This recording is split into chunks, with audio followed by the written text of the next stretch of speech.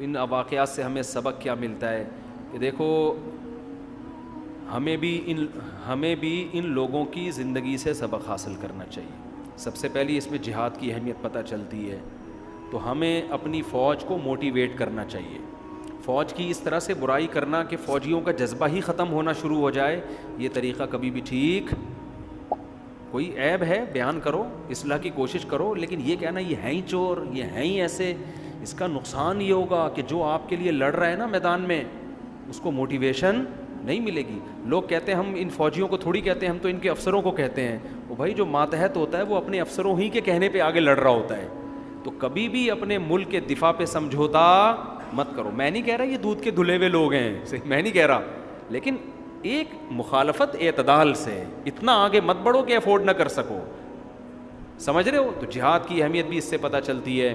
دوسرا, اس میں جو ہمارے لڑنے والے فوجی ہیں ان کو یہ عبرت حاصل کرنی چاہیے, ہماری آرمی کو, ہماری نیوی کو, ہماری ایئر فورس کو, کہ اگر آپ نے اپنی فوج میں دین کا عنصر شامل نہیں کیا, مذہب کی موٹیویشن کو شامل نہیں کیا, لوگوں کو, فوجیوں کو لبرل بنانے کی کوشش کی, تو پھر اللہ کی فتح اور نصرت ہمارے ساتھ نہیں ہوگی. اللہ کی مدد ہمارے ساتھ جب ہوگی جب ہمارے فوجی نماز کی پابندی کریں گے, رمضان کے روزوں کی پابندی کریں گے, داڑھی کو برا نہیں سمجھیں گے, جب تلاوت کا معمول ہوگا اور اللہ رسول کی باتیں ہوں گی اور ان آیتوں کو ان کے درس ہوں گے, تعلیم ہوگی, قرآن سیکھنے اور سکھانے کا معمول ہوگا, ہماری ہسٹری پڑھائی جائے گی, پھر فوج کو موٹیویشن. اور اگر آپ نے ہماری آرمی کو کیونکہ فوج میں ایسے لوگ موجود ہیں جو چاہتے ہیں فوج کو لبرل بنا دیں, وہ کہتے ہیں مولوی ہٹاؤ فوج سے, اور یہ داڑھی والے ہمیں پسند نہیں ہیں, یہ نماز روزہ نہیں, لبرل.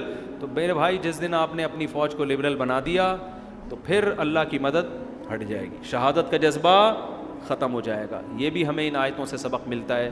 اور شادیوں کا سبق بھی وہ تو ملتا ہی رہتا ہے, ٹھیک ہے نا, اس کو ابھی میں زیادہ ہائی لائٹ نہیں کروں گا. اور عبادت کا بھی ملتا ہے کہ کیسے داؤد علیہ السلام کی عبادتیں, یہ جب داؤد علیہ السلام کا اصل ٹاپک آئے گا نا وہاں اور تفصیل سے انشاءاللہ ہم بیان کریں گے. اللہ تعالی ہمیں سمجھنے کی, عمل کرنے کی توفیق عطا فرمائے. وما علینا الا البلاغ.